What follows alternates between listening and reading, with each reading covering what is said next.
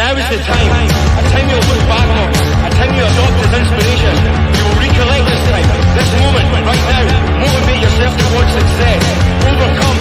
Take over. The time is now.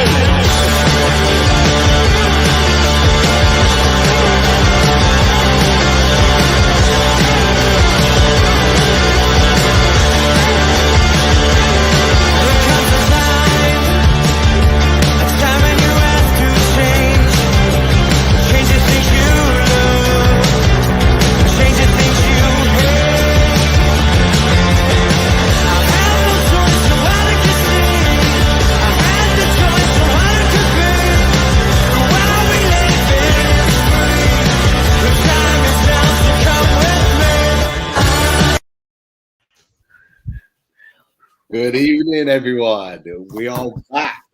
We're back. All back with another Loaded Mag special. But first and foremost, before we get into it, boys, how are we? I'm all right, mate. You?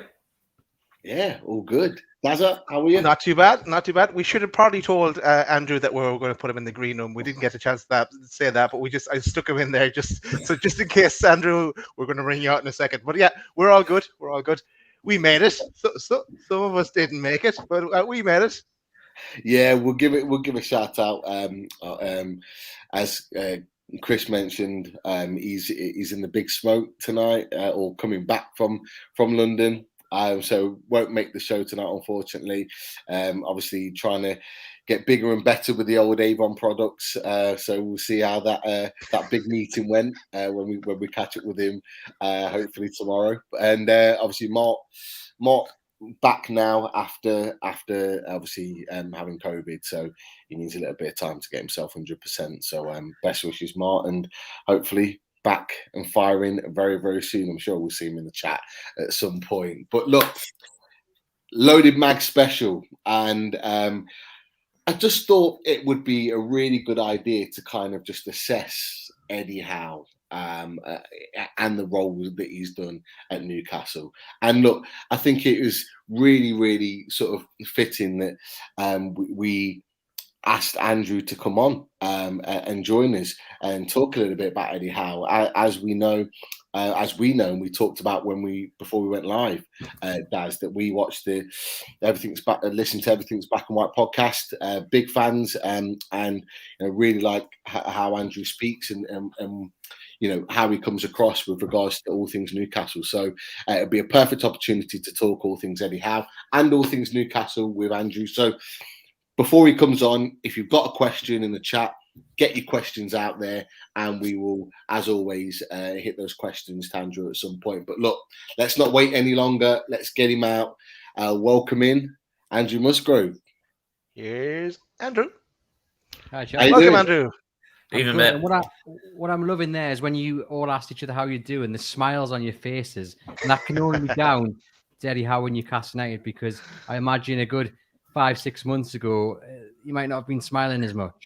Oh, we definitely weren't. No. It was the dark days of Steve Bruce and Mike Ashley. We don't have to go back there. We can watch ourselves back if we ever really get really bored. Yeah, funny enough, from about October the 7th, the smile started to reappear on all our faces, and I don't think they've, regardless of the results most weeks, I don't think those smiles have disappeared. But look, it's a great point. Firstly, welcome to the show. Welcome onto Loaded HQ. Obviously, been talking for a while about bringing you on, and really excited to have you on and joining us for this particular show. But I think you've started off really well. I mean, the smiles are back on everyone's faces, and we're all really, really happy at the moment about where the club is right now.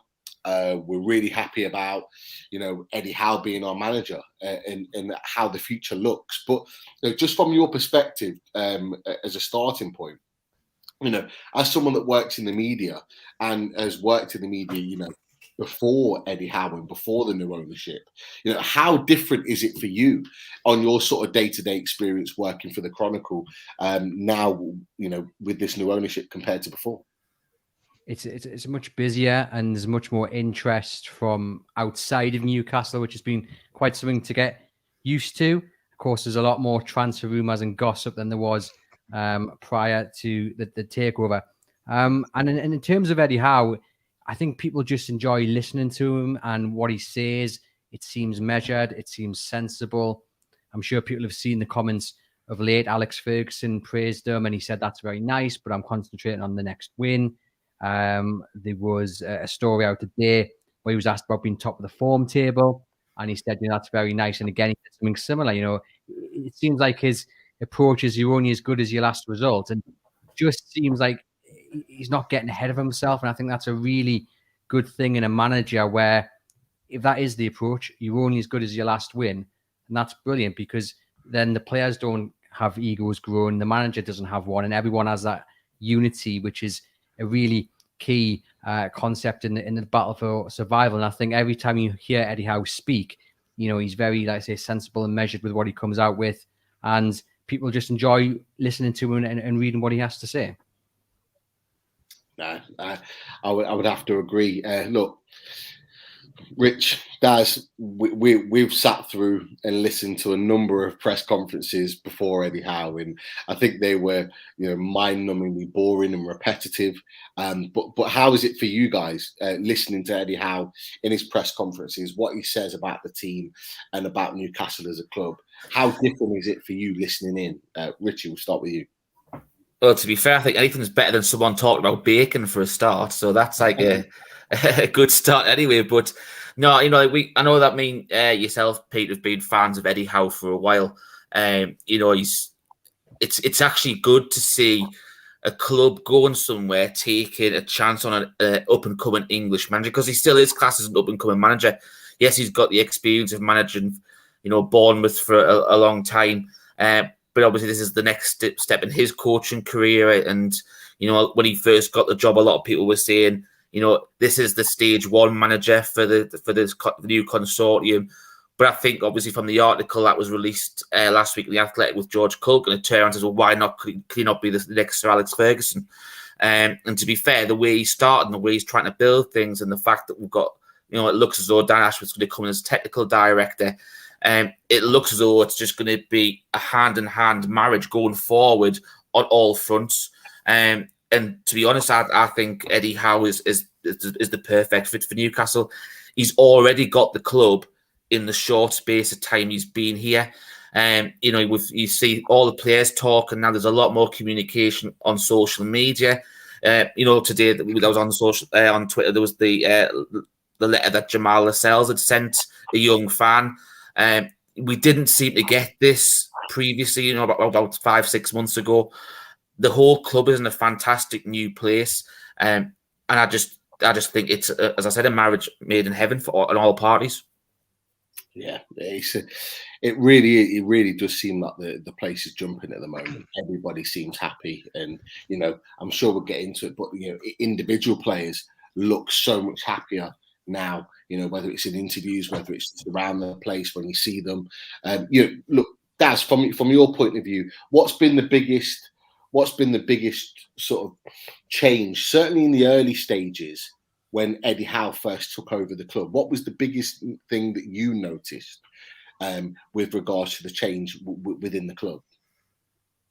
The players did a full week of training because that wasn't happening, and it's been confirmed by multiple different players now. Like Trippier came out and said it on the True Geordie podcast, and I know Wilson said it before, and a few more players said it. I think Fraser might have said it, not Bruce's biggest fan, of course, but that'd be the biggest thing, and it's paying off.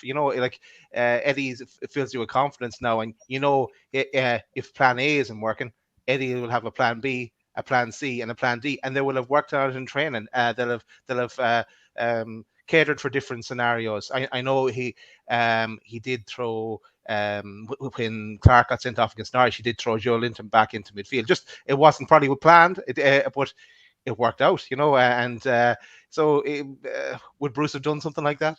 He have a bit of confidence now in the manager, and it's taken a little while to start off, but it was always going to build up the fitness as well, and now it's starting to pay off. Yeah, definitely. We see some of those changes kicking in all the time. It seems like every few weeks we're seeing just that natural progression from the team and from individual players as we're going along, and it's definitely an exciting ride. But I just want we've looked at sort of like maybe the early days of Eddie Howe, but I just want to rewind slightly for you, Andrew. And obviously, we were linked with, from October the 7th, we were linked with probably every free manager at that particular time and every other top manager in and around Europe as being the next potential Newcastle United manager. From your perspective, when sort of Eddie Howe was linked to Newcastle, what was your feeling towards Eddie Howe potentially being that number one guy that would come into the club? There were some murmurs on social media and various other places that he might not be the right person for the job, or he wasn't high profile enough. Did you share that same opinion, or were you, or did you have a different opinion? Were you looking forward to Eddie Howe coming into the club? No issue with his profile. He did a very good job at Bournemouth, and I think it's understandable that certain people looked at what happened in the end with Bournemouth. They did spend a little bit of money towards the end and they went down.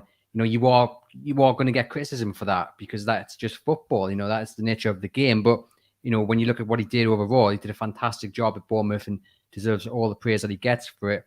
I think it was always going to be someone like Eddie Howe. Right at the start of the journey, and you mentioned there, previously, it's been said that Eddie Howe maybe is the first step, and then in a few years you get your Pep Guardiola or whatever. But I'm of the belief, like Manus Davies said, why can't Eddie Howe be the long-term manager? Surely you want that. You want someone who can lay the foundations down, start building the bricks, and then finally, he's the one that's also putting the sofa in at the end of the build. That's what you kind of want, and I think that's a really good ambition to have. Of course, football doesn't always work out like that. We know how long managers tend to last in the job, but Eddie Howe was doing a great job. And I think just where Newcastle were when they needed to get a new manager, when they needed to replace Steve Bruce, it was always going to be difficult to get a top class manager. But again, they weren't at that stage of the journey where you can go after a top class manager. And I think we did it well. We did a poll on the Chronicle many months prior to that, and Eddie Howe was the fans' choice. I think it was like 15,000 people voted, about 13,000 off the top of my head voted for Eddie Howe, and Steve Bruce made his comments about that. So it was clear that Eddie Howe was a fan's favourite amongst a large portion of the support. And that being said, he has an interview. He has to sell himself to Amanda Staveley and the board. He has to sell his ambitions. He has to sell his plans. He has to prove he is the right man, because he could have gone after someone else. He's been out of the job for a long time, linked to Celtic, but he was waiting for the right job. So whatever he said, whatever plans he put in place, it worked, and here we are. And aren't we all grateful that he got the job in the end? Yeah, I for one, I'm 100%. I'm delighted about it. Richie touched on it before. We're both big fans of Eddie Howe. It was even a year ago now, when we were still under Bruce this time last year, that I was sort of banging the drum saying, we need to get Eddie Howe in.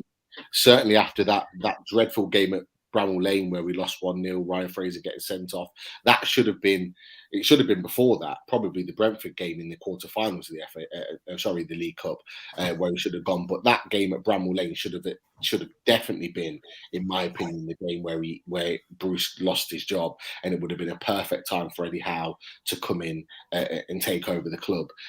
Reasons for that we can only guess, but Daz, I'll come to you from this point of view, because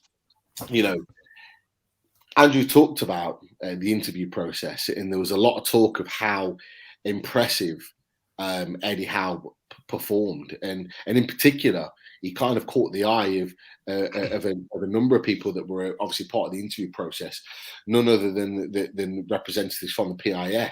Do you think that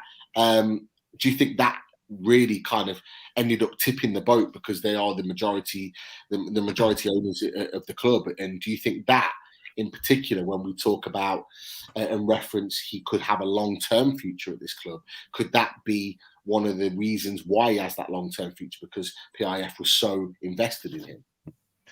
Yeah, there's nothing stopping him from having a long-term future, and we're all 100% behind him. If he keeps going the way he's going, he's on the right trajectory, that's for sure. And we don't need a big name manager, let's say, later on down the line. If Eddie Howe is doing what he's doing, he is a big name manager already. If I recall back in his Bournemouth days when he was doing really well at Bournemouth, he was linked to Arsenal at one stage. So hey, he wasn't doing too badly then either. But yeah, and you're right. Piff and yes, there was he made the call for Eddie Howe. I know those from some of the quotes, and I still have them here actually, from that interview with George Culkin. That there was Emery was looked at as well. I suppose there was he was seen to have done more in the game and in the European level as well. But they like the what Eddie Howe had to say. He came across well in interviews, and even as Amanda Stavely and Myrdad, they're saying that they're hoping he can go on and be the next Sir Alex Ferguson. So hey, that's not a bad target to match up to, and we'll be well happy if that happens. Definitely, 100%. And just a little break in play. For anyone that's checking on the Sunderland score, they are losing 1-0 to Fleetwood. Again, just to throw that in there. Why not? We did it. We do it with other results as well, particularly those in and around in the Premier League. But I think you hit the nail on the head with regards to that, and definitely his long-term future. Richie, I'm going to come to you because with Eddie Howe and that link with him initially, there was a lot of talk, particularly from pundits, and we can't always trust pundits and believe what they say, because we know a lot of the time, particularly we know certain individuals that don't necessarily talk too much sense from a punditry point of view. However, the main question around Eddie Howe was that he'd had 18 months out of the game. He'd been out of the game too long. He's, effectively ruling him out of ever managing a football club again because he'd been out for that length of time. But actually, we know that he wasn't just sitting on his couch, on his sofa, just watching games, not doing anything. He was going out there, seeing what else was out there, trying to hone his skills and develop himself and become a better manager. And I'll just throw a few things out there, or a few places that he went. So he went over to Maurizio Sarri in Italy and spent some time with him. He went over to Spain, and we know about that now because Kieran Trippier talked about it in his interview with the True Geordie, that he got a call and said, can I come and watch you guys train? So he spent some time with Diego Simeone. He's then also spent some time back in England with a certain Jurgen Klopp at Liverpool, and watched and studied some of the training sessions that were happening in Liverpool. So he's gone and actually used his time really well. And I know from your point of view, certainly from our point of view, from a coaching point of view, that shows me that he's a manager that wants to become better, that wants to be improved, that when he gets his next job, that he wants to make sure that he doesn't make those same mistakes again. So, from your perspective, what were your thoughts when you realised he'd gone and done that, and he'd gone and seen those different types of clubs in those countries and those particular managers, and then he's come to Newcastle? What were you then expecting him to be as he came into Newcastle as manager? I think excuse me. The first thing I thought was he's obviously stuff that he, obviously when he's at Bournemouth, there's things that have gone possibly ways that he would like to go back and do again. And he's looked back in hindsight a lot on what he did. And I think when you get that time out of the game, obviously it's not, a coach never wants to be out of the game, but I think it's that old saying, you never stop learning, if that makes sense. And I believe that obviously, he's used that 18 months to go and see different managers, different styles, different tactics, and learn different things. And then what you do is There's things that you'll love about what they do. There's things that you think, no, I possibly wouldn't do that. And as you mentioned, Kieran Trippier touched on Diego Simeone in the True Geordie podcast last week, and just said how good a manager Diego Simeone is. And you could, it's already been mentioned that Eddie Howe's brought a few things into the training ground and a few little beliefs so far. And you link back to that interview last week with Kieran Trippier, and you can tell it's come from Diego Simeone. And to find out that was only actually at the start of October when the takeover was going through. So 4 weeks before he was getting signed up as Newcastle's next manager, he was viewing Kieran Trippier, Luis Suarez, the rest of the Atletico Madrid, Diego Simeone. Do you know what? I absolutely love it. Pete, and we both do. We sit down, we look at coaches and different tactics and stuff like that ourselves. The best way to do it is actually be there, hands-on, and see what's going on. Yes, you can watch from a TV, you can watch from in a stand and stuff like that, but it doesn't beat being there in the nitty-gritty, on the grass, the mud, and see it firsthand. And how the coaches, as we said, man management for a start. Some people are good man managers, some are good coaches, some are good managers, not just a lot of people said that Steve Bruce was a good man manager. He was quite good with some of the players, but we all know he was an absolute abysmal dinosaur of a manager and a coach. The fact that Kieran Trippier mentioned again, and didn't mention names, but players alluded to the fact that what effort you put on the training pitch is rewarded on the pitch, and the fact that you had so many players saying that they had days off. So that incorporates to the pitch as well. And I think that lack of concentration by players at time is that like having a day off the training pitch sort of thing. So you incorporate all that, and everything. Brighton on Saturday was a really hard game for the lads, and we saw John Joe Shelby come out saying that he wasn't at his best on Saturday. And do you know what? That's never been really thought of before. Players, actually come out and saying, I had a bad game. We all know players can't be 100% every single game. And, so usually someone steps up to cover and stuff like that. But it was a hard game, a hard-fought win that we deserved. But he still had the lads in the next day because he's already looking towards Southampton, because he knows how pivotal that these next, 9-10 days are, with 3 away games. We've got the benefit of the Crystal Palace game getting rearranged, so it does allow us to focus a lot more on the Everton game away. We discussed before the show. That extra preparation now from Sunday, Monday, Tuesday, Wednesday, going to Southampton, which we can get a result at Southampton. We have proved it in the past. It's we don't always go down there and get a beating like we have to some away grounds. We do all right down there. And then you've got Chelsea, which we've discussed before as well, where they've got a really, really important game this time next week against Lille. So if we coach things right and look after the players and have them in the positive mindset, it's the sort of thing where you literally want the next game to come as quickly as possible. And I think these next 3 games are going to be in that sort of mode where you literally just training's going to be more focused on the tactical side of things, the stats, the analyticals, and yes, you'll do a little bit of training around because obviously you'll get your match fitness from the games itself.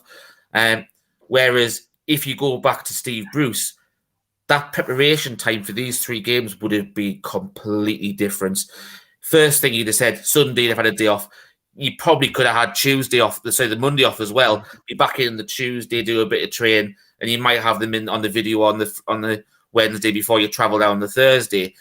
So you've got to prepare in the right way, and as Kieran Trippier said in that thing, the hard work you put on the training pitch gets put on the pitch as well, and we can clearly see that now. And yes, it took time to develop from the start and that crossover because there was a lot of people, falling back into old habits from the old manager, but they seem to be knocked out of the players now, and they all they're all on the same hymn sheet as that the old saying is, everyone's pulling in the same direction, fighting for the same cause. As the cheesy pictures that keeps getting mentioned that after every single win.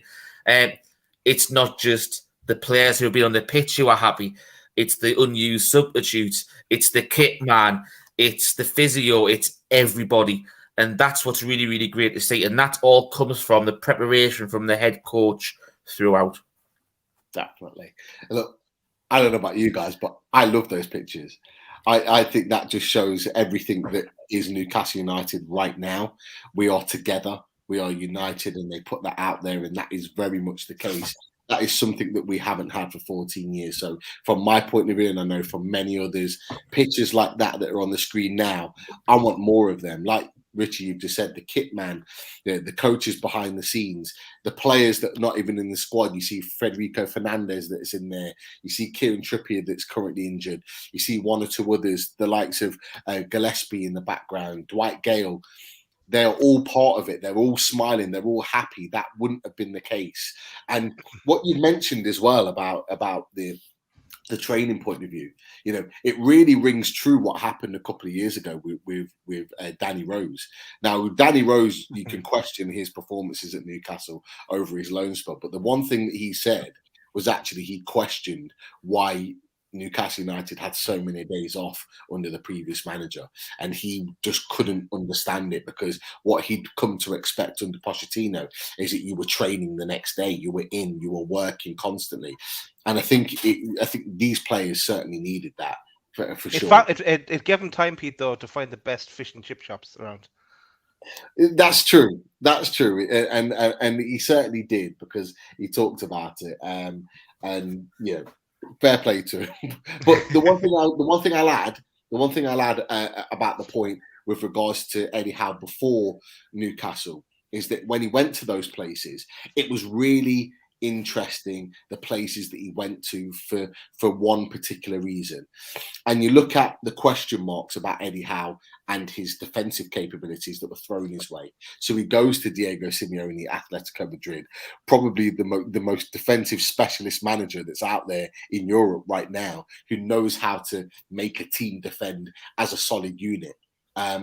You look at Maurizio Sarri, who's a dynamic manager. He likes his players to make dynamic runs and press people high up and make sure that they're running constantly. They run themselves into the ground from Maurizio Sarri, which is why normally his managerial cycle is 1 or 2 years. A little bit like Bielsa, they work hard for their manager for that period of time, and he tends to get trophies and he tends to improve players and improve clubs, and then he moves on.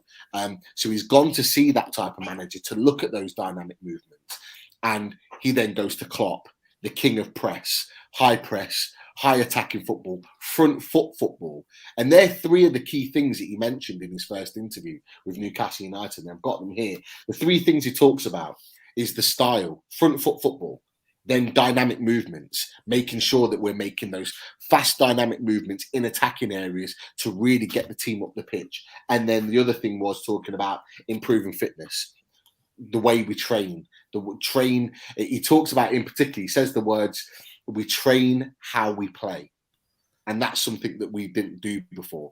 And they're the three managers, effectively, that he's gone to watch. So he's looking at really overall, really trying to improve his game.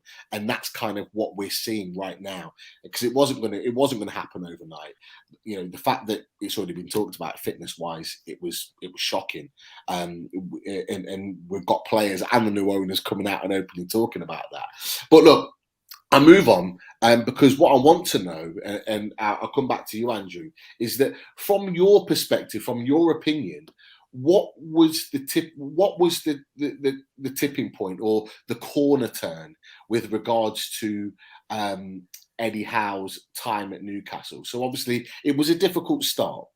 Most difficultly because he had COVID in his first game against Brentford, and so missed his first game. But you know, we had some difficult fixtures. But at what point did you see it from your perspective where you thought, you know what, the tide's turning here? We can see an improvement starting to happen at Newcastle United.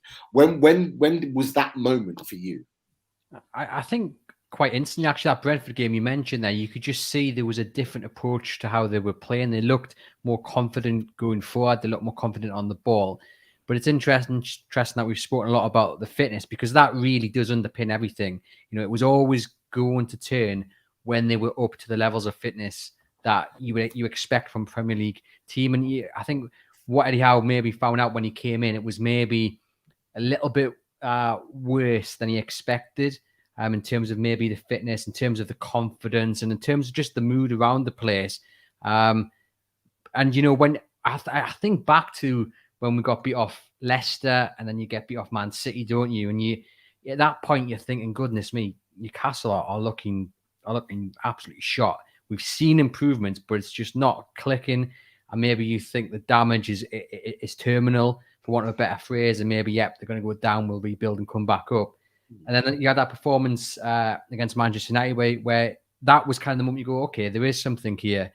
And then it was just bizarre, wasn't it? Because the FA Cup happened, and right there and then you just think, yes, there was the break in fixtures, but how have they gone from that performance against Manchester United to this performance against Cambridge? And it was alarming. And at that point, I was fearing a little bit, because you then think, there's potential rivals watching this. What are they thinking? Yeah. Newcastle were already in a difficult enough position. And then with the help of the signs, everything just seemed to click, and we've been on this run.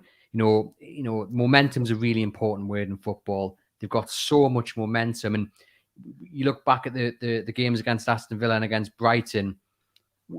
Would the result have been a little bit different had they not been on this great run? Because they really had to defend for their lives against Villa, more specifically against Brighton, but they've come out the other end, with 6 points, isn't it? So it's a marvelous turnaround. And what I like is that in this run, we've seen different styles under Eddie Howe. We saw against Everton, they had dominated that game and deserved to win. They were really, really good. They took the game to Everton, and what an important game that was. And Frank Lampard was on the touchline looking for that bit of a boost, didn't get it, thankfully. And then you look at Villa and you look at Brighton, and they were defending for their lives, but they were organised. And I didn't feel at any point in these two games like Newcastle were actually going to concede the goal which threw away the lead. They just look, like I said, just more organised than they have done in a long, long time. And that's down to Eddie Howe. And that also, like you mentioned earlier, he had his critics about the way his team's set up defensively, but clearly the work he's done in between Brighton and Bournemouth and Newcastle, it's paying off now, and we're seeing that. And what I really like is, it goes back to what I said right at the start. There's no arrogance there. Going out and talking to these managers and learning, and not just jumping straight back into the first job. I mean, you could go to Celtic, and it's either Celtic or Rangers that win the league. Yeah. You can be one of those managers. But it wasn't the right job for him for whatever reason. And what I love is just the fact that he clearly doesn't think he's at his, right at the, he doesn't think he's right at the top of his game at the moment, kind of thing. There's always more to learn. There's another level to go, and then there'll be another level after that, and another level after that. Certain managers, once they've done reasonably well, they get caught up in their own hype, and then the standards slip, and it has the totally opposite effect to what we've seen here. And what I love, like I said earlier in the show, Eddie Howe is just all about the next result. And that's the key for me. You're only as good as you were last Saturday or Sunday. It definitely feels as though Eddie Howe's going to grow on this journey with us, if that makes sense as well, Andrew. Yeah, 100%. And I think, he saw this. I mean, you've got to think, even though he's been out of the job for 18 months or what have you, he would have looked at the league table and he would have saw where Newcastle were, and he would have watched games and gone, goodness me, there is a lot of work to do here. But he wanted the challenge, and critics can say, well, look, he knew he was going to be able to spend money. He was going to be paid well. Yeah, but you don't want to be the first manager to take Newcastle down after the richest club, the richest group in the world, take over Newcastle United. You don't want that on your CV. So it was a big risk for him to come into the job, I think, in many ways, because Newcastle were in a really, really dangerous situation. And as I mentioned there, they were in that situation at the turn of the year as well. And now to be, 7 points from the drop zone, unbeaten in the league in 2022, going down to teams like Southampton and going, you know what? We don't fear this team. We can beat them. Whereas, 6-7 months ago, you were heading down to Southampton and thinking, well, if we come away, and the scoreline's not too bad, 2-0 maybe to Southampton, it's good enough. And I just think what he's brought in is he's concentrating on how good Newcastle can be and not fearing about how good the opposition are. Yes, he would have done the homework and said, we need to watch out for this guy, but, you are better than him and you can stop him. You can beat him. You can, and that's important. Let's talk about how good Newcastle are. Let's not fear the opposition. We saw under Steve Bruce, and it was a gripe of mine that he often talked the opposition up, and you can do that, but he often went too far, showed them too much respect. Whereas you can be respectful without handing 3 points to them on a plate. And what I really do love is the fact that Eddie Howe's in there and he's going, look, you're the players here and now. Block out that noise, block out the transfer gossip, the rumours. You're the most important people right now. You're the ones that can get us out of this mess. And you're good players. Go and prove it. Go and enjoy it. And some of these players will leave in the summer, but they'll always remember these 6, 7, 8 months where St James's Park was rocking and they went on this unbeaten run and they survived, touch wood, the drop. And they were part of that. They were the first stage of that. And I think he's tapped into that. And it's so far, it's working remarkably well. Definitely. He's not just sort of tapped into the fans or the club in general and things around the club. He's certainly tapped into one or two players. And what was really particular right at the beginning of that is that he tapped into Joe Linton, of all people, to begin with. And we know, because we talk about it on the show quite often, about how he's transformed his game, and it was pretty instant. We saw that at the beginning with regards to Brentford when he put in a good performance, scored a good goal, and he's tapped into sort of those players. But from your perspective, Daz, do you think that some of these players are worried about their futures? I've talked about Joe Linton, John Joe Shelby is another one, Ryan Fraser. Do you think they were genuinely worried about their futures at the club with Eddie Howe coming in, and this is why they've upped their game? Or is it just a case of Eddie Howe is using his man management skills, like you referred to earlier, to really kind of galvanise this team? Or is it a bit of both? No, I was just going to say, Pete, it's a bit of both, because you're going to have players that are even players that are playing for us week in, week out now are still worried about their futures, because we can go and buy whoever we want in the summer in whatever position we want, really. Players could have let's take Shelby for example. He could have kept doing what he was doing, not upped his game, and sat there and got his wages every week. Now there's even talk of him getting a new contract, and he only got a contract about a year ago as it is. So he's stepped up to the plate, and look, he's all the better for it. Everyone's talking about him, how good he's been, and the amount of times we slated him last year, the lazy and this, that, and the other, he was great in the championship, kind of playing that quarterback role. But he's really upped his game, and so does that factor? Players have to do it themselves. They need to want to do it, and then there's the idea how factored and as you mentioned, the likes of J7, Joe Linton, who's. It was probably just by luck that he got put in that position at the Norwich game, and then excelled in it. And now he's going to the World Cup. He's going to win the World Cup for Brazil, and he might even get a few goals as well. And then I have to get a tattoo. Don't go there. So it is really a bit about. And I saw a list of players that are probably going to be out the door come the summer, and there's going to be a list of them, because we have to improve. Because we've got we're on a journey now. But there's who was going to. I say that they want to give Sean Longstaff another contract. So he must see something in Sean Longstaff. I wouldn't be surprised if there's a few more that I know. I know some people want to get rid of him, but I wouldn't be surprised if there's a few more that Eddie Howe can work his magic on. Okay, he's not getting into the team anytime soon. Bruno can't even get into the team, but at the moment. But there's going to be there may. I can see another surprise that he'll get something out of someone else. Maybe not as drastic as Joe Linton, but it's coming. Look I'm at Shar. hoping- Shar is another example. Sorry, Andrew. I was going to say, I'm hoping that person is Jamal Lewis. I was a little bit that'd shocked be great. he was left out, because I thought what you want is what we've lacked in many areas is competition. You know, Newcastle have been searching for a competent left back for a long while.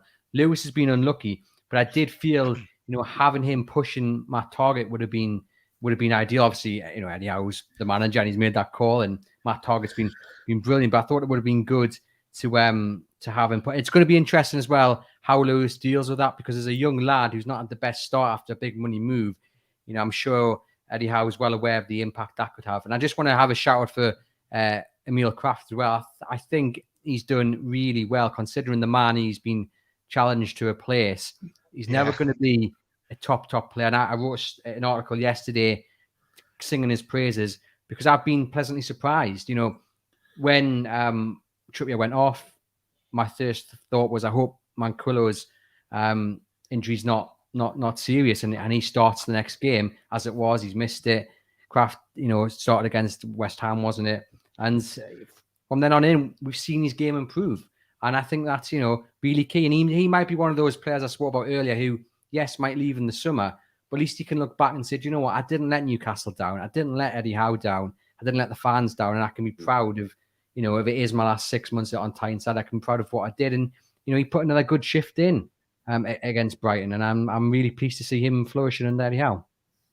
Yeah, and just about on Jamal Lewis. Yeah, I think it is a pity.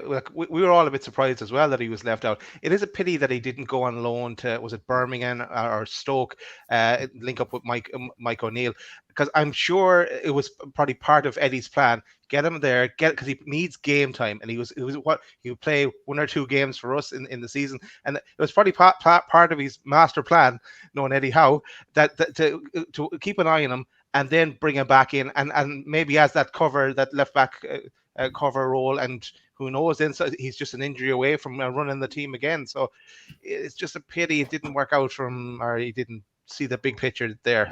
But who knows what's going on? Yeah, it's the injury, isn't it? The injury that he had. I mean, he looked good in them few games he had before he got injured, and that's been a really unfortunate occurrence. True. Do you guys, and this is an open question to all of you, because I think Jamal Lewis is an interesting one. I was personally surprised when he didn't make the squad, because both himself and Dummett were injured around that sort of time anyway. So it was a case of you could have tossed it up of who he was going to choose. But thinking about their ages, thinking about their future, thinking about their history, Dummett's got a huge history. Do you guys honestly believe that he's got a future? Because I had a conversation with a couple of lads yesterday about this, and that there's a number of people that think that he's going to be one of the first out the door. But at 24 years old, a young left back, attack-minded left back, can we discard a player like that really easily at that sort of age? I would hope not, but we've seen the reports. I guess it partly comes down to how much he wants first team football. Look, if they go ahead and sign Matt Targett, who's been superb, and of course, it looks like Newcastle have got that option and they've agreed a deal in principle for him. Does Lewis then do what Matt Targett did at Villa and go, I'm not sitting here, I want first team football? It's going to come down to how much the player wants to be part of a journey, and if he thinks he can challenge whoever is the first choice left back in the summer. Like I say, I think once fit, we saw what he could do. He's just got to get past those fitness issues, and I'm sure Eddie Howe has a plan for him going forward. I hope so. Rich, do you think Jamal Lewis has got a future at Newcastle? Yeah, I do. I said when obviously I missed the transfer deadline show that we had when we put the squad together and who was left out and who was going to be in. And I was surprised that he was left out. I still think that the person who should have been left out would have been Matt Ritchie for what we had, the cover that we had and stuff. I'm going to see why he left him in the squad, because Matt Ritchie, what Kieran Trippier is doing now, he's good in the dressing room. He's a good motivator. He talks and stuff, and that's what you need. And I think he probably lean towards Dummett because Dummett can play left centre back, he can play left back sort of thing. So he gives him a little bit of options. And I think that's the only reason why Lewis actually missed out. But I would have left Richie out and left Lewis in, because you look at Matt Targett and he wants to play front flowing football, attacking football, and Lewis brings that option on that flank. And as Andrew already touched on, he's him and Targett going forward would be a fantastic battle for the left back position. And both have got their own skill set and stuff like that. Jamal Lewis, he's still an international footballer for Northern Ireland. You don't become an international footballer if you're a bad player. The fact that Jurgen Klopp wanted him at Liverpool doesn't mean you're a bad player. Jurgen Klopp sees something in him, so there's a player in there, and it's just getting that player out. It might be he's been injured, and Eddie Howe wants to make sure he's 100% coming back for pre-season, and it gives him the 6 months to really work with him and tell him what he wants and get things across. He might be someone who has a difficulty understanding tactics and stuff like. We don't know, because obviously some players learn like straight away, others it takes time to develop and stuff like that. So we don't know. I'd like to see him there from next season, and I think it'd be a perfect 1-2 left back partnership with Matty Targett and Jamal Lewis if that was to go ahead. Yeah, I'd agree. It's good. Personally, I think it's going to be a toss up between Paul Dummett and Jamal Lewis. Paul Dummett's contract, if I'm right in thinking, is out in the summer, so he could leave and be moved on for nothing. Jamal Lewis, there'll be takers for him. There's no doubt about it. At 24 years old, there will be teams that will want to take him.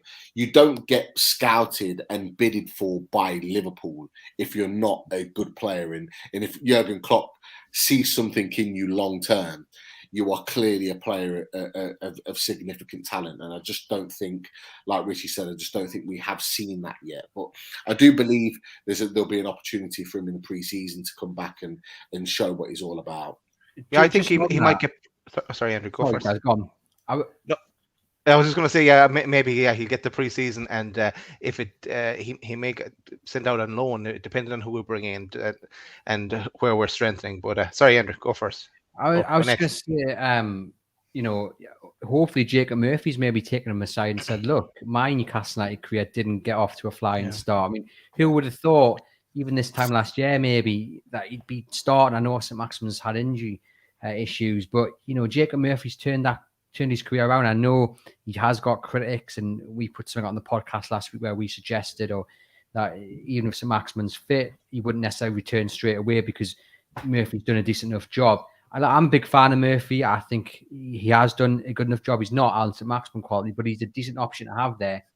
And I think the way he's turned his career around, he's stuck in. That's a brilliant example to Jamal Lewis. If Eddie Howe gives him that opportunity, Jamal Lewis can go down the same path as Jacob Murphy. No, I think it's going to be an interesting watch. There's definitely going to be a lot of movers as we go along. Go on, Daz, were you going to say something?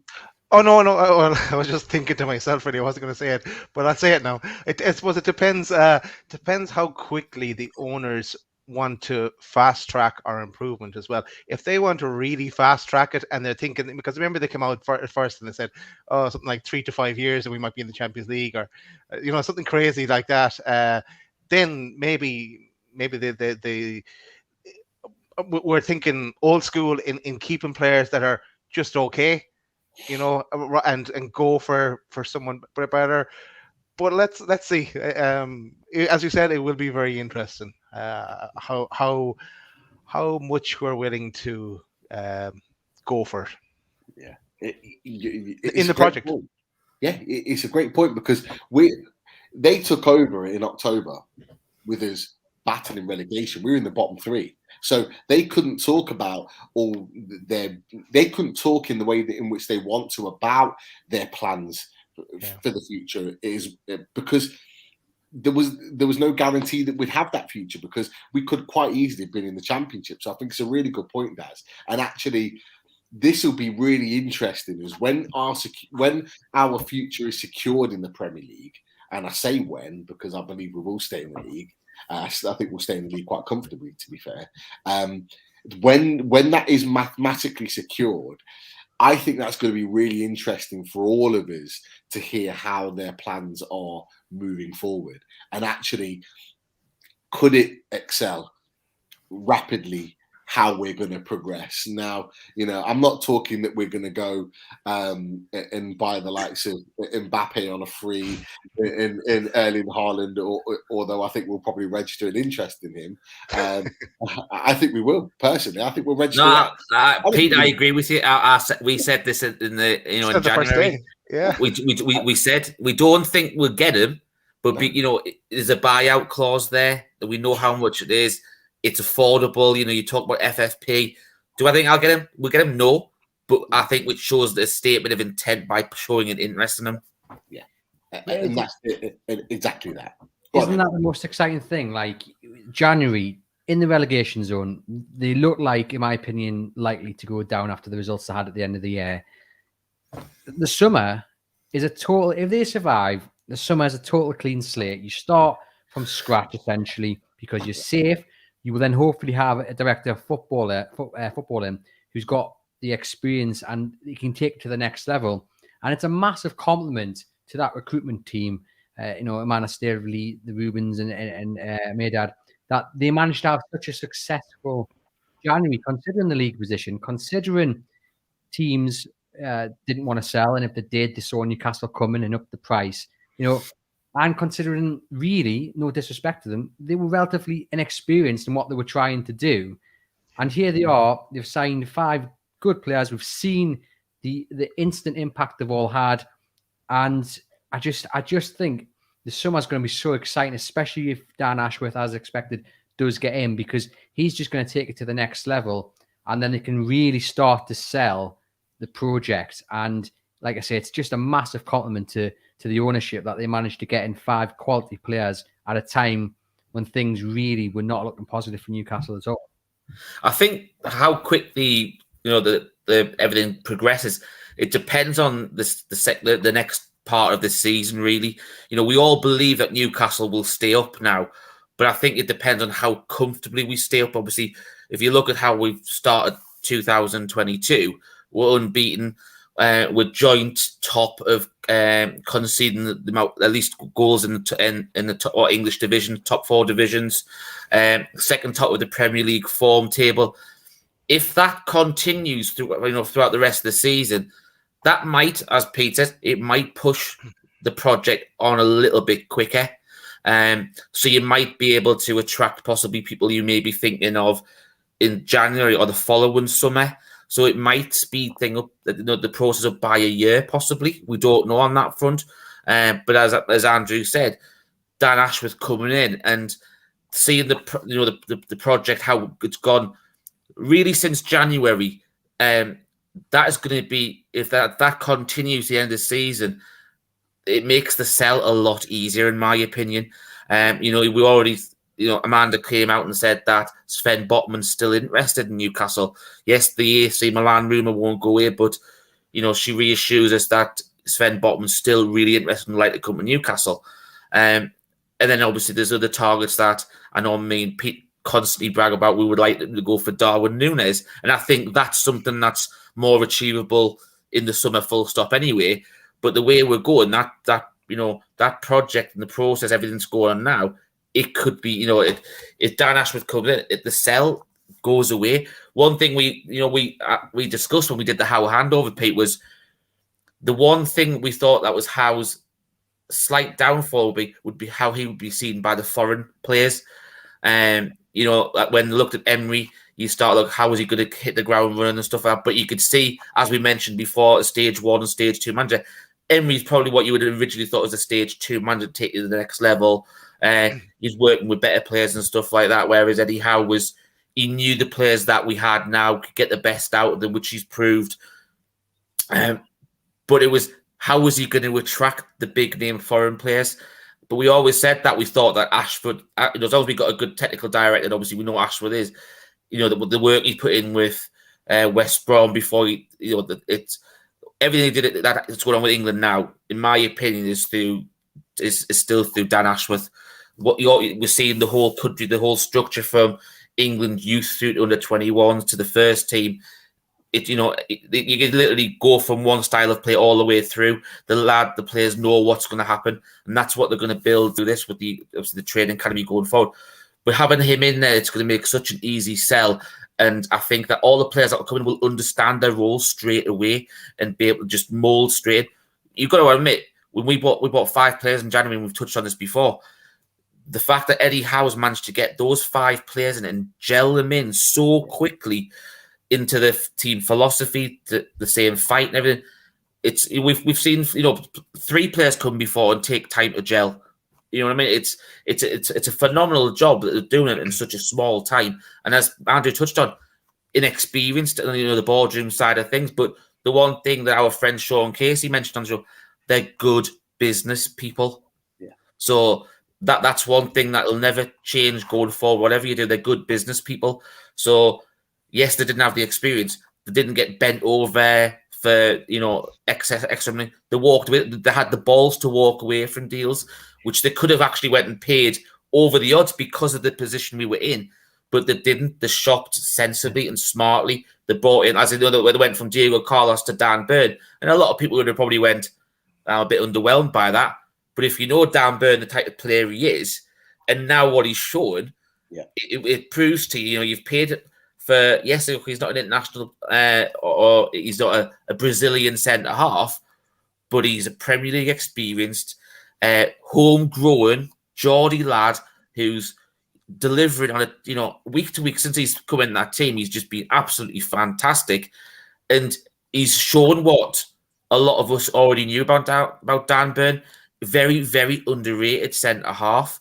And if you look at Brighton on Saturday, Brighton missed a Dan Burn on Saturday. Yeah. I just had 2 things. I mean, you mentioned there the good business people. Like, what they saw is a team that needed improving, and they went and acted on that. Previously, how long have Newcastle needed a left back for? And we finally got them in 2022, and it's like they've needed a left back for so many years. How long have they needed a really decent right back? I mean, name the last really decent right back they had. I mean, I'd go back to maybe Warren Barton.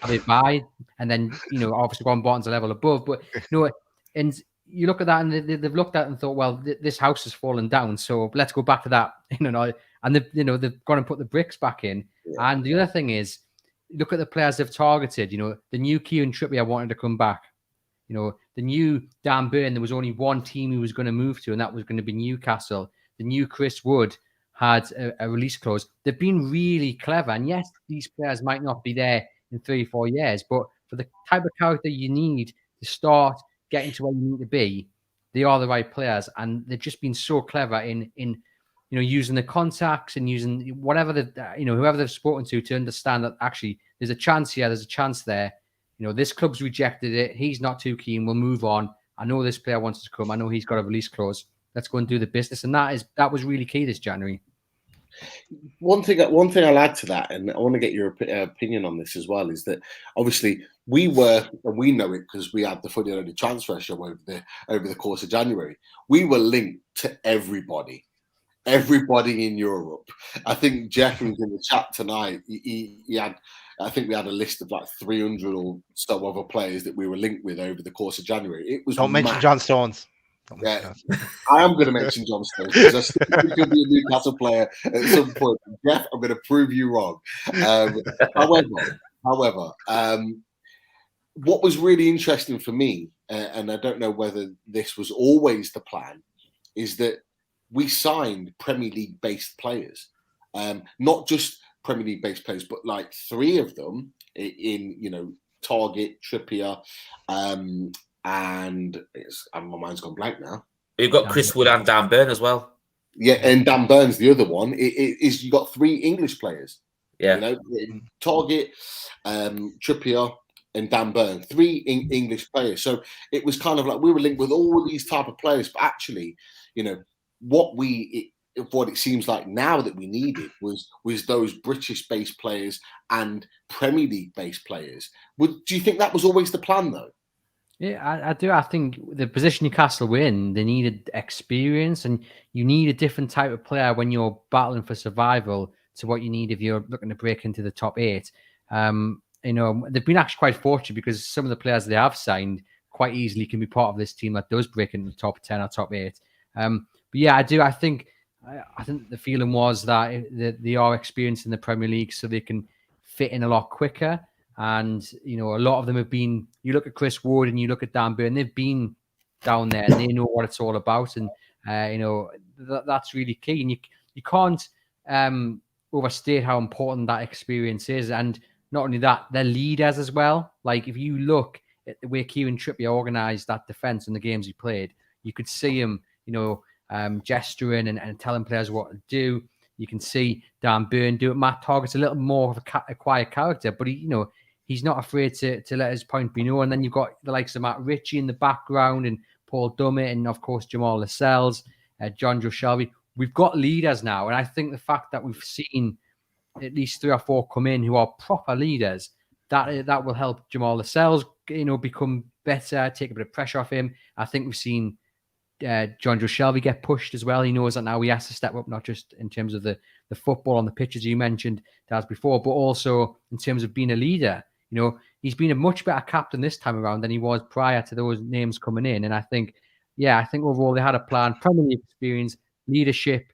They've got it in abundance now, and it's paying off. No, I think that's a fair point. It's going to be interesting, guys. It's going to be interesting, because again today linked with Antonio Rudiger. Yeah, I saw that. Linked with so many other players recently, but they're all sort of players either high profile or players that are going to be seen as moving out into Europe. Are we going to go the same way again? Is Eddie Howe going to stick to buying those Premier League based players that he knows well and he's well scouted, or are we going to see more Bruno Guimaraes type of signings? He's already proved, to answer one of the questions earlier from you guys, he's already proved that he can attract top European players in Bruno Guimaraes coming to the club. He would have known about Eddie Howe. Let's not forget, all of these players in Europe watch Premier League football. It's one of the most watched football leagues in the world. So they would have seen Eddie Howe. They would have seen the difference that he made to the club and how the fans are so on board now. They would see all of that and know that that's happening, and that would have an effect. But I just want to move on, segue a little bit before we get to the questions, in that we know we had a difficult start. We've talked about the Norwich game and the difficulties there, the Brentford game, and then we had the monstrous December, Leicester away, Arsenal, Liverpool away, Man City, and then Man United just before or just after Christmas, should I say. So that was a real difficult time. And going back to the Man City game, around that time after that 4-0 defeat, that this was kind of where the league was, and you couldn't even see us with the comment there. That's where we were in the league at that point in time. But like after 19 games, that's where we sat on what sort of like 11 points at that period of time, and even before that, it was kind of like at this stage earlier on in the season, we were odds on to get relegated, 77% likelihood, but then. At that point, the sort of the turn of the year, the Man United game for me personally was that big change, and we started to see those massive improvements over that period of time. And you look at it now, it's picked up since obviously the fact that we've hit 14th spot and we're on 28 points. It's now jumped, and we're now sort of 8% likely to go down. That isn't normal in a season of a relegation battle. And I think for all the good form and for all the all the positives that have happened recently, that is not normal to see a club in a deep relegation battle that's been in the bottom 3 for pretty much all of the season to make that massive jump. That is Eddie Howe. Eddie Howe has made a massive difference, and part of that I think has been around the change of the fitness, the man management, but also I think the formation. In that there's been a little bit of a sort of transformation over that point, a period of time. So you can look at the game of Brentford, the first game in charge, and it was kind of like a 3 sort of 3-4-3 in that position, or a 5-2-3, however you want to kind of work it. But that was pretty much how we set up in that first game. And you can see that sort of transformation from that first game into where we seen that fantastic performance against Everton, where we've now got the new players in. We've started to make that change. We've added Trippier into the team. You know, Lascelles was still starting, but we had Wood playing, Target playing his first game. We started to see that transformation, then it's transferred again. And now we see Dan Burn coming in. Obviously, Kraft has replaced Trippier.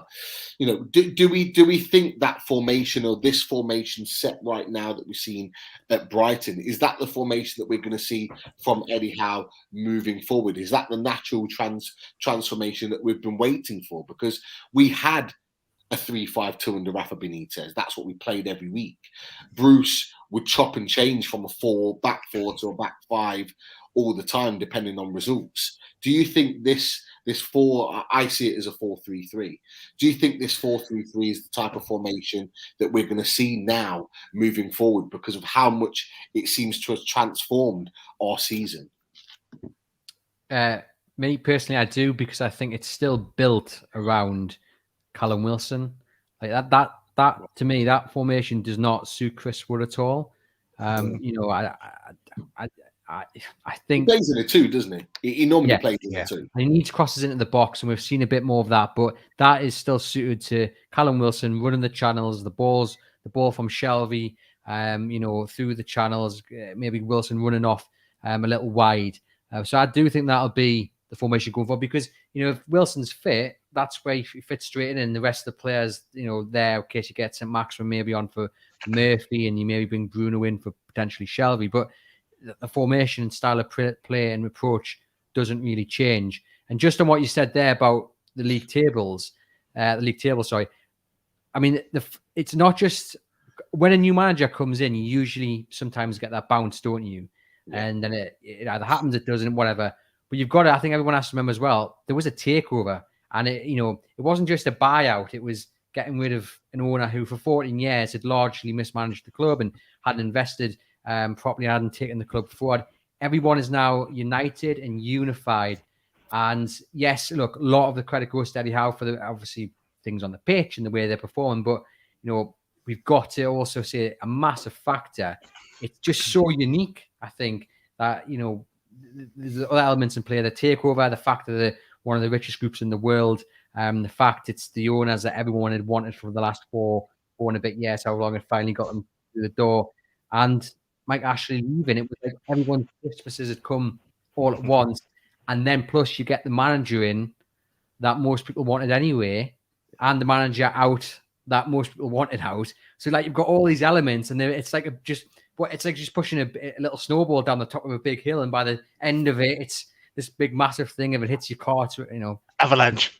You know what I mean? Like there's so many elements, and I think when you think actually what has happened over the last 5 months, I'm sure many Newcastle United fans just like pinch themselves and just like can't quite believe out of the relegation zone, the ownership deal, Eddie Howe, Kieran Trippier, like you could just list them off. Joe Linton, it's been remarkable, and I think it's all played into where we are now. No, definitely. Look, I was always confident that we would stay in the league. I always felt that we would stay in the league, even when we were at our worst point, when we're going into that sort of disastrous December, as it was called, with all the big six traditionally that we were supposed to be, you know, play up against, and it was always going to be a difficult time. But for me, and I don't know about you guys, Daz, Rich, what I'm surprised about is how quickly we've managed to turn it around. We're only just in March. I thought it would go to the wire. We talked about on all our shows about the last game, Perth Moor being the massive showdown in the, you know, could Chris Wood, for example, get the winning goal that keeps us in the league and sends Burnley down. We're in March and we're already 7 points ahead of the bottom three. Like that cannot go unnoticed. And, you know, we've talked about it before, and I mention it again, is that, you know, if Eddie Howe continues on this trajectory in terms of points, surely he has to be considered as one of the top three for manager of the year, even though he came in at what, November time, surely.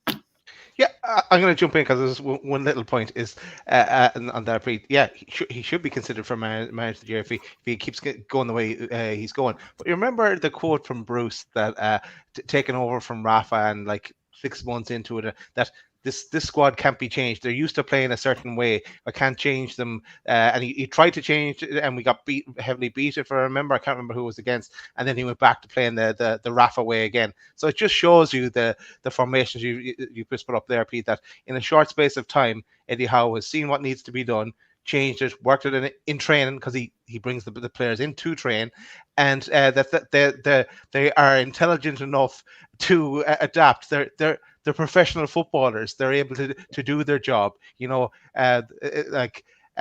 with the pretty much with the squad he had, with a few tweaks in January, he's been able to get the best out of them. So he's definitely going to be a contender for manager of the year, from a 77% chance of getting relegated to now it's at 8%, and after Southampton, let it keep getting smaller. So why not? Definitely. Rich, are you in the same mindset as Daz? Yeah, I am. We touched on it briefly in the last show, and I think he's he fully deserved these nomination for February Manager of the Month, and if it continues the way it's going for this half of the year so far, I can't see how he's not going to be in the talk. I'd like to see him get it, because as we touched on, he hasn't got the squad that Man City have or Liverpool have. And, if anyone had those squads of players, you'd be expecting them to, whoever to get Manager of the Year sort of thing. And, it wouldn't necessarily have to be Pep or Jurgen Klopp. You'd expect a lot of better managers. You'd probably see Conte getting a response out of those sort of players as well. So you look at the response that Eddie Howe's got out of the players that we've had, all the ones that were dreadful under Steve Bruce. We touched on, Shard gone from being, the international defender that we knew he was at Switzerland to then going to be Daz's public enemy number one sort of thing under Steve Bruce, and now he's back under favour again. But we always knew that player was there. The player hasn't like disappeared, sort of thing. Do you know what I mean? He's it's the same as like Sean Longstaff. Hopefully, he can return to the form that he got under Rafa. That's something that we're hoping going to be as well. But just going back to something you mentioned at the very start of the show, and I know Andrew was mentioning about where that turnaround came in, what game was it and stuff like that. I think if you look back to November and December, we were really unlucky in a lot of those games. Obviously we were both at the Brentford game, Pete, and a few little mistakes, and there could have been a different result on the day. Do you know what I mean? We highlighted two big mistakes with Darlow for both of them. But then you go back to, you saw a change. I think where you really, really saw a change in Eddie Howe's coaching ability was the Norwich game. Everybody was saying it was imperative we got 3 points against Norwich, and literally straight away we were put on the back foot with going down to 10 men with Kieran Clark. An experience and a half shouldn't be doing something like that. But then you saw how his coaching developed on that day. We were down to 10 men for pretty much 80, 85 minutes of that game, and we were still a better team for the rest of that. And okay, yes, we didn't get the 3 points we deserved, because we still had that. You were always going to come under pressure in that game, being down a man in the game. And unfortunately, we couldn't see it out. And there's been a few other games, like we didn't see the Watford game out, unfortunately. But if you then, the Burnley game became really imperative that we had to win, which we did. But then if you look at the Leicester, we didn't play great at Leicester. But you look at Liverpool and Man City, those results, yes, they didn't go fantastically well. However, it was decisions that went against us that we couldn't control that went against us. So the start that we're going to do now might actually be something completely different. We could be even in an even better position than what we're in now if it wasn't for that. Unfortunately, we couldn't learn for the Watford game, because obviously we conceded late on. But then you look at the Brighton game, and he's rectified, sort of thing. So I don't know what's going on. What's going on with your life? I can see what's going on. We'll have to have a look at it, see what's going on. To get the glow sticks out. Yeah. We should put on the music for you, Richie. One last thing I want to say on Eddie Howe and just kind of for manager of the season is something Frank Lampard said last night.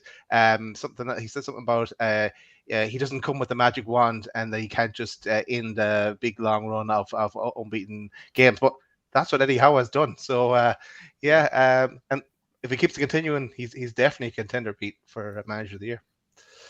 I would agree. Definitely. Right. We've got some questions that want to throw to Andrew. Are you okay to stay on, Andrew, for some questions? I think we've got about 18 questions. We're dating with questions, so we'll get through them as quickly as we can. Okay, let's start at the top. Okay. This can be rapid fire, Andrew, if you want. So, question for Andrew: if you could work for any other newspaper covering football, which paper would it be, and which other club would it be apart from Newcastle? Do you know what? I've always wanted to work for the Chronicle, so that's always been my dream. I'm in the best job in the world, so I don't think I could top working for the Chronicle. It's a dream come true. Yeah, it's difficult. I mean, working for something like the Mirror would be a good experience, but Birdie's not going anywhere anytime soon, and I'd have quite a few years to get to Simon's level. So I'm quite happy where I am. Thank you. You're safe, Simon Bird.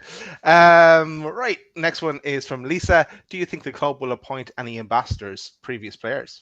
Yeah, I think they will in time, but I'm sure there was an interview, wasn't there, a few months back, where they said they want to appoint the right people. They don't just want to do something because everyone feels they should do it. I think it was based around maybe Alan Shearer, where he was asked, about it, and he said it has to be the right role for him as well. And I think that's really key. Look, we all would like Kevin Keegan in and around the club. We'd all like Alan Shearer back in and around the club. But in terms of a club role, it has to be right for the club and has to be right for the ex-player, the legend in question. And I think that's another really good sign of the business experience of the group. They're not just going to appoint someone because a large portion of the fans think it's the right thing to do. It has to be right for everybody in question. So I do, and I think everyone's got the right names probably already in mind, the likes of Keegan and Alan as well. But again, I think whatever happens, it'll be right for the club. And if it takes another few months, it'll be because it's the right thing to do for the club. And they get something out of it as well. You don't just want to appoint someone, like I say, because people think there has to be a mutual benefit from it. So I'm sure when they get round to it, it'll be welcomed by the fans. Answer, Andrew. Next one. Apart from the takeover, what is your biggest story you've covered, or being the first to break the news of it happening?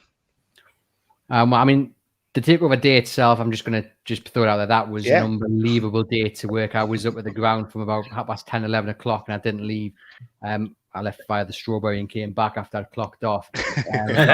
And it was great, to be out there and to watch fans slowly coming in, and then every hour going on, people getting nervous. My fiance works for one of the radio stations, and she ended up covering as well. So we got to spend the day covering it. I think that's the moment when she actually fully understood, because she's not from Newcastle, what it meant. My dad ended up turning up, and I think when she saw the reaction between me and my dad, that was the moment when she thought, oh, okay, this actually means more than I probably ever understood. And it was just great to be in amongst all the fans and covering it as well. I mean, what a privilege to be able to be there and cover that for the Chronicle on the day, in amongst the fans. Of course, my colleagues were up speaking to Amanda Staveley and co, but I couldn't have asked for anything better than to be on the ground that day. In terms of story, for me personally, the government emails between the Premier League and the government about the takeover. I think we all, if you read the story, will remember the old Duke marching up the hill sort of phrase that came out, which was for me 6 months of long, hard work battling with the government to get these emails released. And it showed you just how close the Premier League thought it was going to be back in what was it, June 2020? I can't remember the date. Yeah, 2020. Yeah. 24 hours I thought it was going to happen. And that was really, really important to get that clarity for the fans, and to show the correspondence. And then I guess recently the Reuben Foundation story about what they're doing for the food bank. I brought that, and the reaction was unbelievable, and the reaction since, we've seen donations increase on match days, and of course the Reubens are very generously donating match and that, which has been brilliant. And that's where I like to kind of stick my hat now. I like to tell the stories about the community side of the club, because even before the takeover, there was a lot of good work. A lot of the people that were working on the community side are still there now, and they were back before the takeover, and they're still back now. And it was important. It's important to shout about that. The foundation do great work. You've got, people doing dementia cafes and, things like that, just little things that mean the world to fans, and sensory rooms in the ground and what have you. And I like to tell them stories because I think it's important to show that Newcastle United is more than just what happens on the pitch. It's more than just what happens in the January and the summer windows. It's more than Eddie Howe or the owners. It's about the community as a whole. And for me, that's really important to tell those stories. Brilliant. Great answer, Andrew. Next, we've got some brilliant questions actually in tonight, I must say. Next question is, who is your sporting hero and have you met him or her? It doesn't have to be football related. With Bobby Robson, it would have been a pleasure to meet him. I was lucky enough to I did a podcast documentary on Sir Bobby and the foundation. I got to speak to a lot of really important people. George Colton was on it. Liz Loaf I spoke to, Sir Bobby's son, and also Alan Shearer as well, just to tell the story. I had a coffee with Steve Harper and we spoke about the foundation, just to tell the story of the foundation. And again, it goes back to that community link about, cancer, it has no colours kind of thing, does it? We've seen it with the Bradley Lowry stuff as well. We all come together to fight this disease, and it was just really important to tell the foundation story, I felt. So that was really nice to do that and to tell the story of Sir Bobby's final fight, as it were. That was the title of it. And yeah, growing up as a Newcastle United fan, my favourite player was Alan Shearer, and been lucky enough to speak to him a few times. And Les Ferdinand's lovely, and Warren Barton. All these players are the entertainers. They are as nice, and as they come across on podcasts, and they are just real diamonds, and they care about the club as well. So yeah, it's going to be a football and one. It's hard to pick, but if I'd had the chance to meet Sir Bobby in person, that would have been definitely it. Cool. No wonder you're living the dream, Andrew. You're never leaving the Chronicle. Next one is from Jeff, our friend Jeff. Andrew, recently, Pete of this parish said that Eddie Howe might get drawn into the England job. Your thoughts? I can't see Gareth Southgate going anywhere anytime soon. He's here for the World Cup, and I'm sure we'll go through the usual will he, won't he leave after it? But I think he'll probably stay on. And look, Eddie Howe has come here. He's ready for the project. And I don't think Eddie Howe will be immune to the whispers and the rumours that he's the first stage manager, so to speak. And he'll want to prove to the owners and to himself and to the fans and to everyone who said that he's not just here for the first couple of years. He's here for the long term. He wants to be the Sir Alex of Newcastle United. And, like we've said earlier in the show, why can't he be? So I think Eddie Howe is here for the long term. Inevitably, if an English manager does well, he will get linked. But I think everything comes into play. I can't see Southgate leaving. I can't see Eddie Howe leaving this project, especially with it going as well as it is and what's to come as well, if everything goes to plan. So I can't see that happening. He will inevitably get linked, but I think he's here, touch wood, for the long term. That was kind of what my point really, and I mentioned it yesterday. I said if Eddie Howe does what we expect him, or not expect him, but think that he may do with the resources that he's got available come the summer and beyond, and that he takes Newcastle at the table and we are sort of fighting in Europe. When has there been an English manager that's gone and done that? I think Sir Bobby Robson was one of those managers with Newcastle in the early 2000s. I can't think of many English managers that have gone and done that since. And with that, I think will become the interest. And all it will take is for Gareth Southgate to go on a bad run of form or to have a bad tournament in order for him to get moved on. And I think the first one that comes calling is someone like Eddie Howe, because of the stature and where Newcastle is right now, where it's projected to be. Graham Potter maybe would be another option, but I think we would always look for an English manager. And the point that I was making is that if England did come calling, it's very rare that an English manager turns down an English job. But I don't know, when you speak to people about how he is, he's very hands-on. The day-to-day stuff is what he loves. Very meticulous. I don't know if he would suit the England role, because it's not day-to-day. Yes, every other weekend you'll go and travel up the country and blah blah blah. But when you look at what Eddie Howe has done already at Newcastle, he likes to be there day in, day out, and I don't think that's what the England role is. And also, you mentioned there the whole, when was the last time an England manager was at the top of the Premier League? I think Eddie Howe will be well aware. I think he would have seen the scenes on takeover day. He would have seen the scenes after Burnley and the scenes since, the victory over Burnley and the scenes since, and just get captured along with this wave which is currently on. And in my opinion, I think he'll be thinking, imagine if I win a cup here. Look how they celebrated after winning against Burnley. Imagine what happens if I win the FA Cup. And that's what gets a manager hungry, and he will be well aware of the party that will come about if he's the first man to lift a cup for Newcastle United. And I don't think he'll be tempted to head to England if that job did ever come up, especially in the short term anyway. And I think it's going to be a similar situation to what Mourinho said. He's too young in his career, as you said, Dan. Really likes to be hands-on. I think it's something he would probably do latter stages of his career if he was to go down that. You look at Gareth Southgate, and yes, he gave club manager a go, but he didn't have the same, day-to-day run love that Eddie Howe has. And then obviously he went into the England setup and he's worked his way up. So, I think he could probably be England manager at some point. I just can't see it being in the next 10 to 15 years. Yeah, I agree, yeah. We'll move on to the next question. Only 13 to go. As long as you can stay, Andrew. Shout if you can't. Your fiance might want to come in and make a cup of tea or something like that.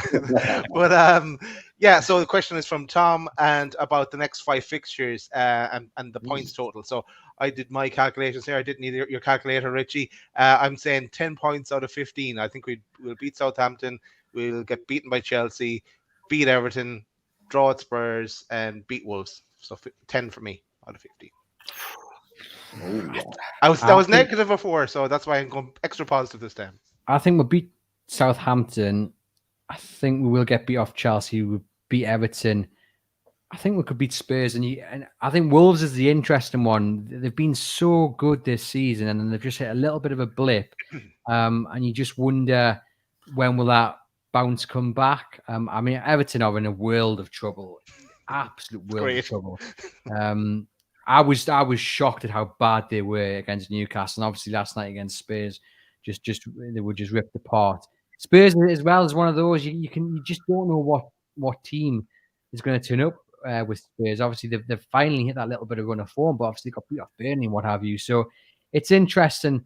And I think, as I said earlier in the show, it goes back to the way Eddie Howe will approach the game. In my opinion, it'll be, let's concentrate on what we can do to damage the opposition. Let's not worry that Harry Kane's finally found his form, or Everton have maybe started picking up points. Just let's, we're unbeaten in 2022. Let's continue that good run. And like I said, momentum's such a key word. So we've got nothing to fear. As long as that Chelsea game isn't as bad as one of the ones under Steve Bruce, where it was like a training game during lockdown, wasn't it? And the possession stats and the passing stats was awful. So I'm sure it'll be much more fun than that one. And look, I think that the bottom line is we've got nothing to fear. To fear. There was, though, one comment in the comments earlier which is a good point. The person said, only a couple of wins for Burnley and Newcastle go back in. And that's the key. But again, I don't think Eddie Howe will be allowing any complacency in. He'll be well aware of that. And I go back to what I've said numerous of times. If someone had a quid for every time I've said it, you are only as good as your last result. And that's what Eddie Howe will be saying to the players. We're not safe yet. We've got to keep on this good run. Because how many times have we said, oh, Burnley look like they're the ones to survive. Oh, Leeds look like they're the ones to survive. Whoever. It's such a crazy battle for survival. So, as that person also said in the comments, there'll be a few more twists yet, but it's in Newcastle's hands, and they've just got to make sure they approach every one of these games right. And if they do lose, say against Chelsea, let's see a good performance, because then it's not as bad as losing 4 or 5-0 and not turning up, So, yeah. I didn't really give you any points, Tally, but we'll start with Southampton. They're going to win. Three out of 15, at least. Grand. We won't hold you to it. Thanks, Andrew, on that one. Next question. What do you think Newcastle's objectives will be for next season? And do you expect us to make 2 marquee signings in the summer? And what you term is marquee is the issue. It all depends, I think, on getting Ashworth in and getting him settled. If indeed he is the man to come in, as we believe he is. It all depends on Newcastle surviving as well, which we all think and hope they will do. I think we'll not see a Man City-esque kind of splash the cash. I think it'll be slow and steady. And yes, they will probably go after a couple of big names, but it won't be a big name in terms of we'll get him in because we know he'll sell loads of shirts. I think it'll be like it'll be the right player for this team and the stage of where they're at. There's no point bringing in a massive player who just upsets the camaraderie and you want someone who can help with the build. And I think with Eddie Howe and with Emmanuel Staveley, I don't think they're going to go for broke straight away. And I don't think the fans mind that either. I think what the fans have always wanted is a plan, is a desire to do more than make up the numbers in the Premier League.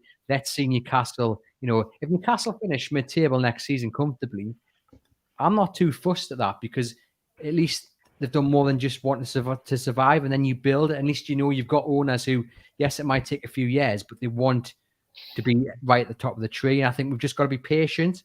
But I think a lot of the fans, most fans, do understand and are happy in the knowledge that they've got owners who do eventually want to be in that top four and battling for the Premier League title. And they're just happy to go on that journey with them, knowing that there is a plan to get there eventually.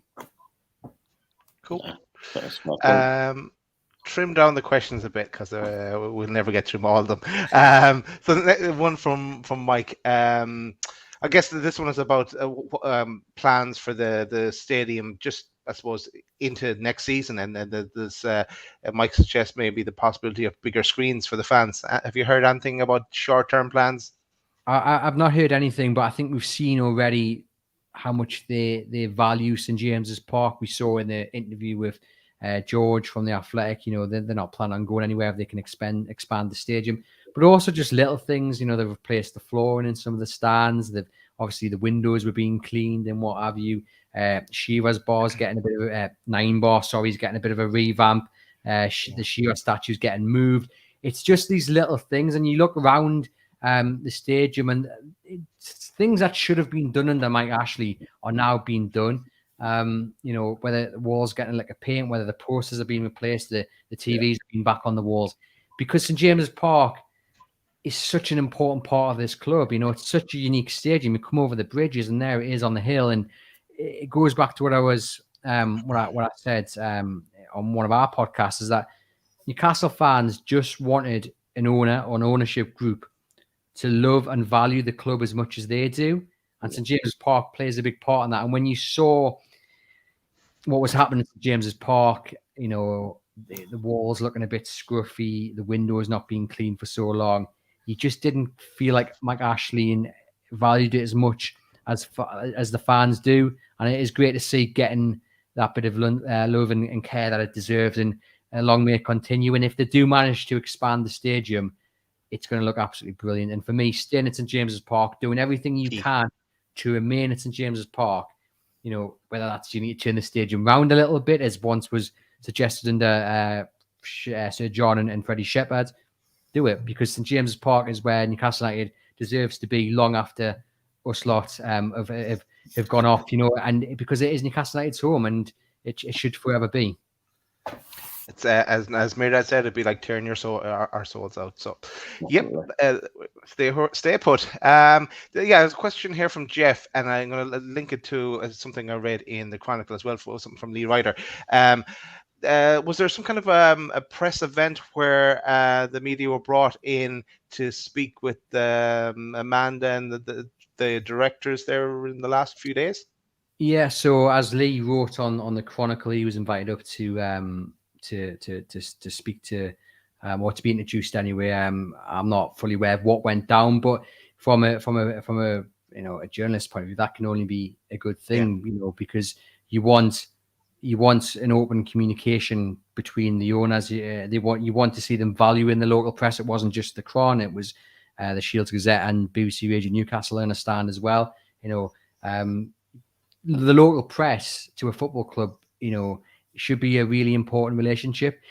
We should be able to criticize, be a critical friend when things go wrong. Let's criticize them, but let's do it when it's justified and it should be done. And when things go right, let's praise and, let's be, like I said, that critical friend, and let's be honest and open. And, just allowing that little meet, as Lee wrote on the Chronicle, you can go over and find it on the website, it's an important step to reopen up them avenues. Like I said, not just for ourselves, but for the Gazette and for Radio Newcastle as well, which can only be a good thing. Yeah, exactly. I'm going to end on this question, Andrew, and we're going to put you on the spot. So this one is: which 3 clubs does Andrew think will get relegated from the Premier League this season? Now, you can offend anyone you want here. Well, first off, that's my uncle, so he'll be very happy that you've. Hello, Uncle Ian. Yeah, that's my Uncle Ian. I think Norwich are gone. I think Watford, even though I'd love them to survive under Roy, I think that would be a great end to his career to see them survive, but I can't see that happening. And do you know what? Again, I like Burnley. I'd like Burnley to stay up, but something's just, is this the end of Dyche's time at Burnley? But you all get out of it, don't you? And you can still see them getting out. They are usually solid at the back. I tell you what, though, Everton just look absolutely dire. And it would be quite silly for them to go down, wouldn't it? Leeds look like, if Leeds can shore up the defence, they'll be all right. Yeah, the new manager, yeah. They're all right. They are all right going forward. But Everton just looks so disjointed. And there's always one that slips through. Everyone thought it was going to be Brentford, but they got that great win over the weekend. I think Everton could be in real bother. If Newcastle beat Everton and they don't pick up any points in the meantime, I can't remember if they've even got a game actually. But they'll be in the FA Cup, won't they? Is that right? Have they got a game? I can't remember. But they're in bother, and Newcastle could really hurt their chances if they beat them. And I'm not too sure any fans would be that disappointed should Everton fall into the Championship. If you look at Everton's games in particular, so their next 2 games are crucial with regard to their running. And to be fair, Jamie Carragher touched on it last night, in that they have 2 home games: Wolves at the weekend, and then us on the following Thursday.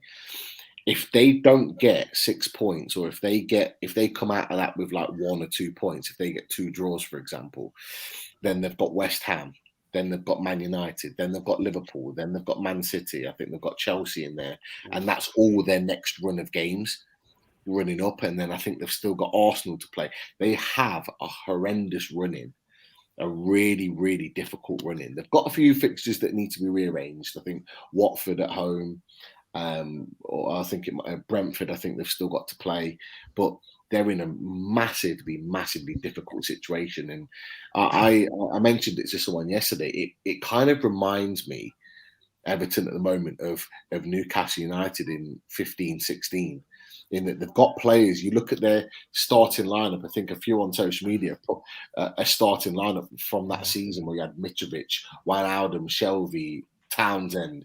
You had all these players that you think, nah, they surely couldn't get relegated. Sissoko was on the left-hand side, but yet we went down. It could be one of those seasons.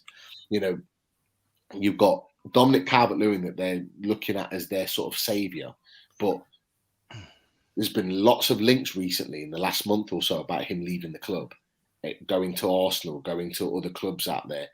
Has his head been turned? Because I watched him last night and he was dreadful. He was dreadful, and he ended up getting pulled off, I think, at 80 minutes.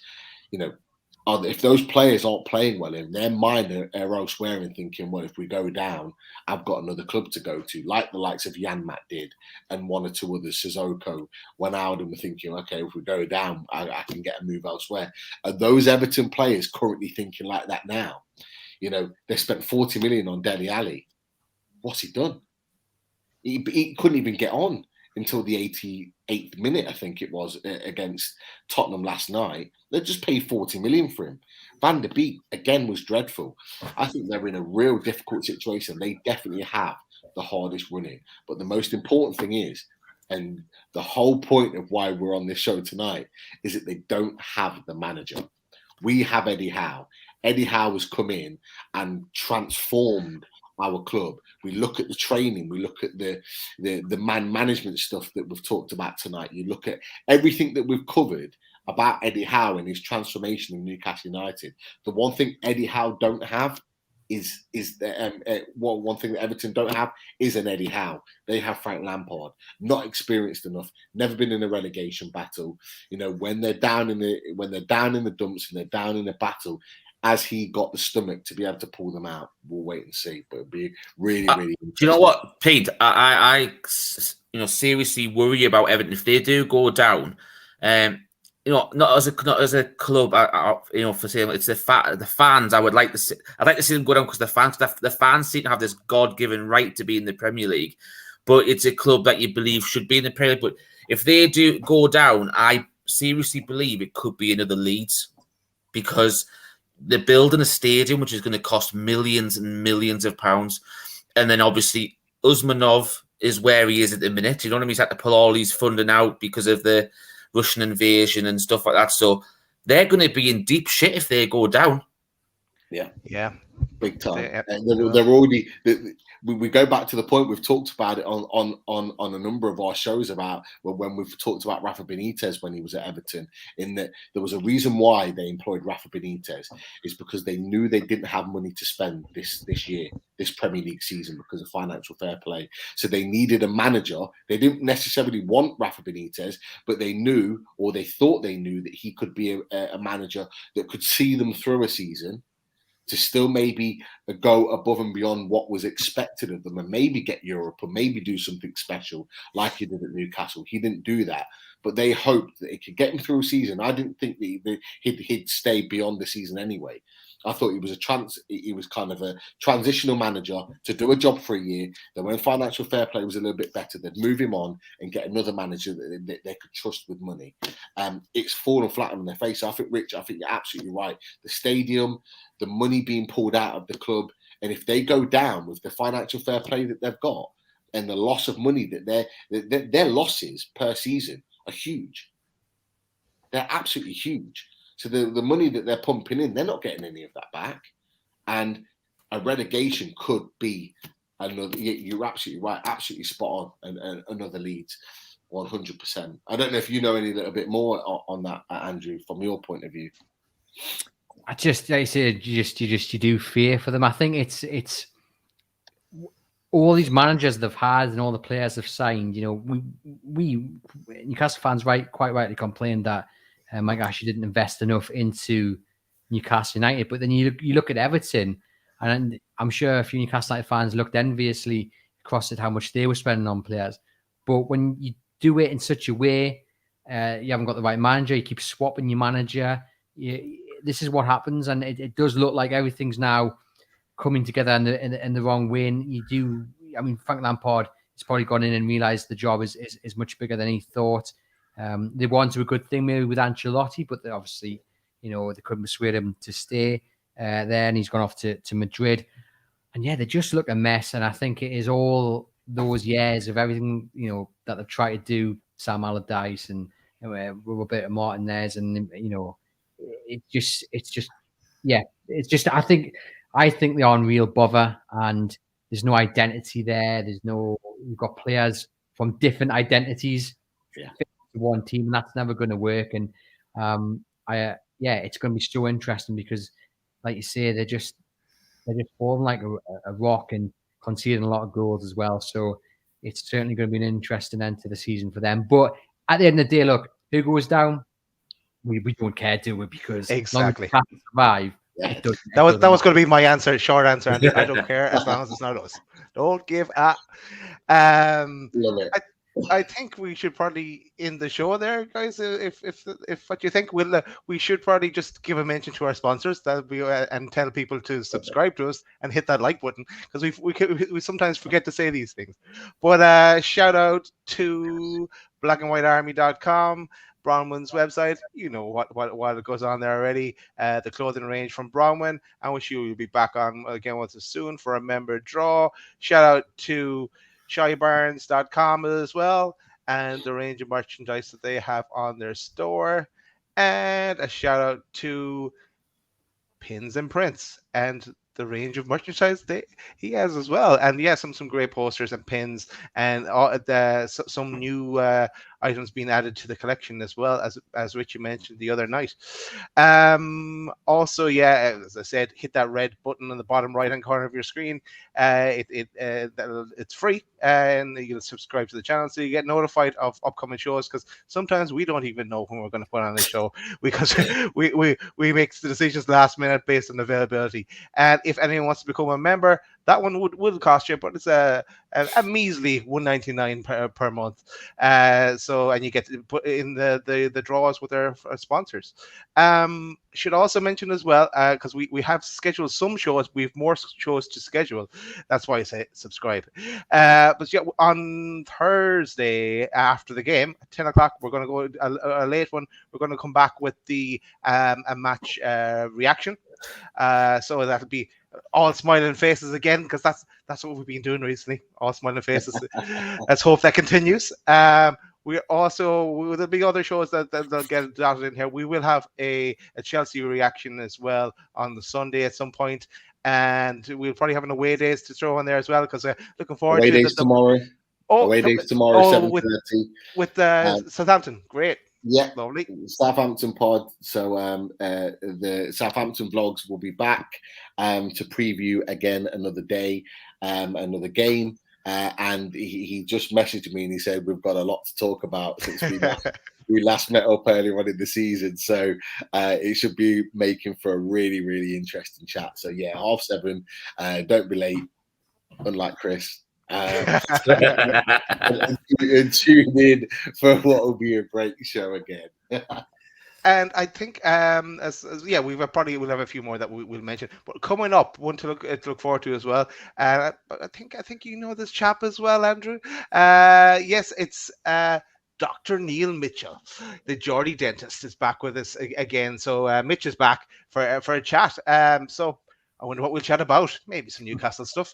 Unless Chris has some dental questions like he had the last time, we had Mitch on, but so that's coming up on the 23rd. So one to look forward to.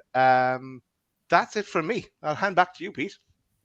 No, just before we finish, Andrew, where can we find you? Yeah, so I host the Everything is Black and White podcast. That's the Chronicles podcast. Just search Everything is Black and White podcast in your podcast provider, and you will find it. And we've also got a live show coming up on April the 7th, which will be the day before the Wolves game. If you head over to the Chronicle NUFC Twitter, we'll announce more details over the next coming days, but it will be for charity for the food bank. So, and it'll be at the Irish Centre. We're just putting down the details, but do look out for them, and there'll be plenty to talk about. We'll preview the Wolves game, and everyone's going to be buzzing because we've won the last 3 games up to that point as well. So it'll be a great show, but look out for them. And it'll be great if you guys could snap up the tickets and come and join. Well, like I say, it'll be for the food bank. So they're needed more than ever these days. which is shameful in many ways. But we're very fortunate to have the great guys like Bill and Carol and the rest of them all volunteering and raising the money. So just wanted to get that in there. It's been a pleasure to join you guys and talk about Newcastle. Really have enjoyed it. Yeah, thanks for joining us, Andrew. Thanks a million, Andrew. Great to meet you, and look forward to listening to the Everton's Black and White podcast as well. With Gibbo, I love that one right before the match.